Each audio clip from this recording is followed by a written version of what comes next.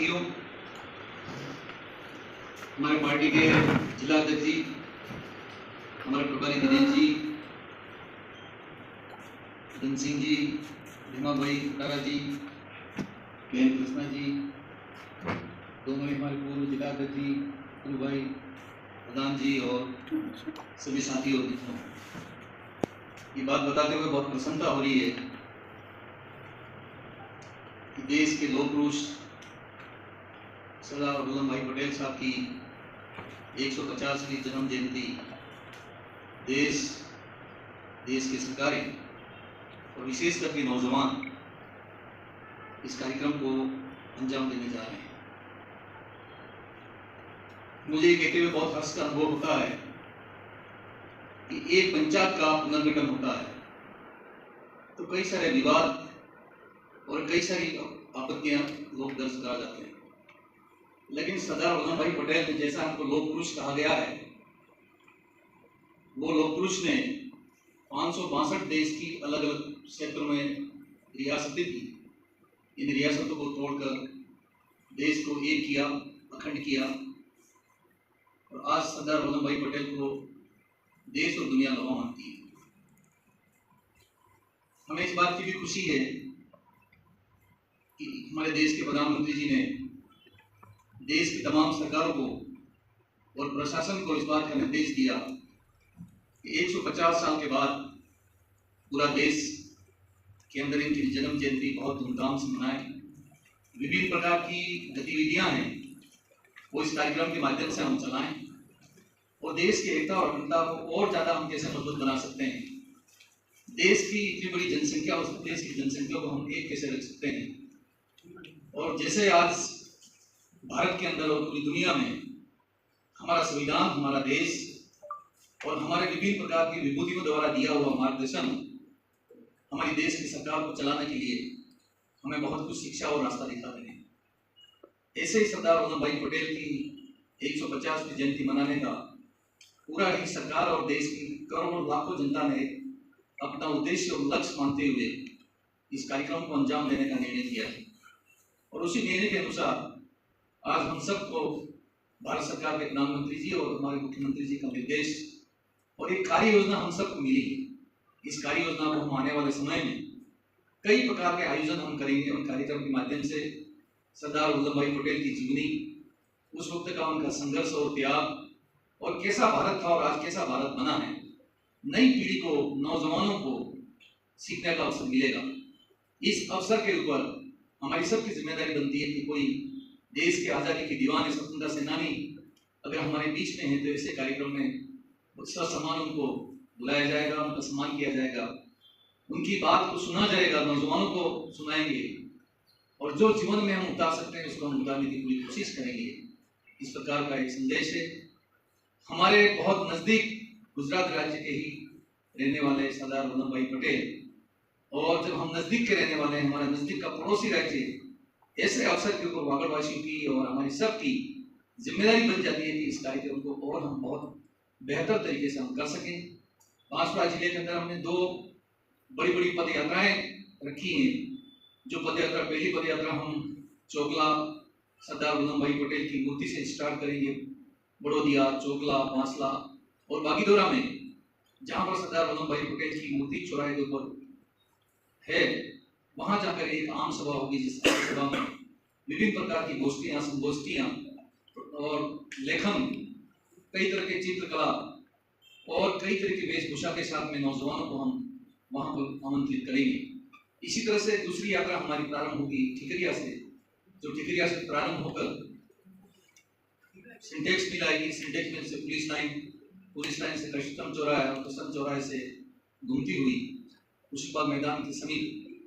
लौह पुरुष सरदार वल्लभ भाई पटेल साहब की जो मूर्ति लगी हुई है, वहां पर भी हम एक आम सभा करके गांव, हमारे शहर के जो वरिष्ठ जन हैं इनको हम आमंत्रित करेंगे, इनको सम्मानित करेंगे, उनकी बात को सुनेंगे और विशेष करके विभिन्न संस्थाएं हमारी हैं, चाहे वो स्कूल हो, इंजीनियरिंग कॉलेज हो, पॉलिटेक्निक कॉलेज हो, स्कूल हो या विश्वविद्यालय हो, जहाँ के प्रोफेसर को भी हम आमंत्रित करेंगे, वहाँ के बच्चों को भी आमंत्रित करेंगे और आमंत्रित करके संगोष्ठी रखेंगे और इस संगोष्ठी के अंदर से जो बातें निकल के आएंगी देशभक्ति की, देश की एकता की, अखंडता की, वो हमारी नई पीढ़ी है उसको ग्रहण करेगी और एक सच्चे राष्ट्रभक्त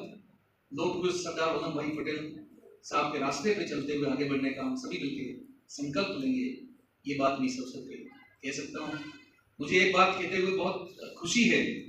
कि जब सरदार भाई वल्लभ भाई पटेल साहब देश का एकीकरण कर रहे थे, उस वक्त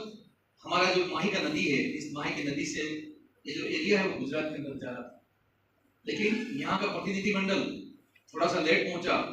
और तब तक वो ड्राफ्ट था जो भेज दिया और हमारे यहाँ के गए सरदार वल्लभ भाई पटेल साहब के पास कि हमको माही का हिस्सा है जो प्राकृतिक सीमाओं से किसी प्रदेश की सीमाएं बनती हैं, तो माही नदी से लगाकर रतलाम तक का हिस्सा गुजरात में मिला दिया जाए, इस प्रस्ताव लेके गए, लेकिन ये ड्राफ्ट चला गया था, इसलिए ये सब गुजरात में नहीं जा सका। नहीं तो हम भी गुजरात के अंदर होते सरदार वल्लभ भाई की उस स्थली के गुलाम होते साथ, लेकिन उस टाइम में जो होना था वो हो गया था। बहुत खुशी है ये बात कहते हुए कि प्रधानमंत्री जी ने जो मूर्ति लगाई है सरदार वल्लभ भाई पटेल साहब की उस नदी और जलाशय के किनारे, मुझे वहां पर जाने का और देखने का अवसर मिला और उनके चरणों में जाके मैं खड़ा रहा, तो उनके जो पगले हैं वो मेरे जमीन से लगाकर मेरे सर के बराबर इतनी हाइट के इनके पगले हैं। ये बात देखकर बहुत खुशी हुई और प्रधानमंत्री जी को हम धन्यवाद करते हैं कि अब तक जो सरदार वल्लभ भाई पटेल का इतिहास किताबों में था, उस इतिहास को आपने धरातल के ऊपर लाकर देश की भावी पीढ़ी को एक रास्ता आपने दिखाया। आने वाला वक्त हमारे सब के लिए मजबूती बनाएगा और जैसे हमारे प्रधानमंत्री जी का लक्ष्य है कि 2047 तक ये भारत पूर्ण रूप से आत्मनिर्भर बनेगा और दुनिया का नंबर 1 देश होगा। यह एक सपना है, इस सपने को भी हम इस यात्रा के माध्यम से नौजवानों को आगाह करेंगे, उनको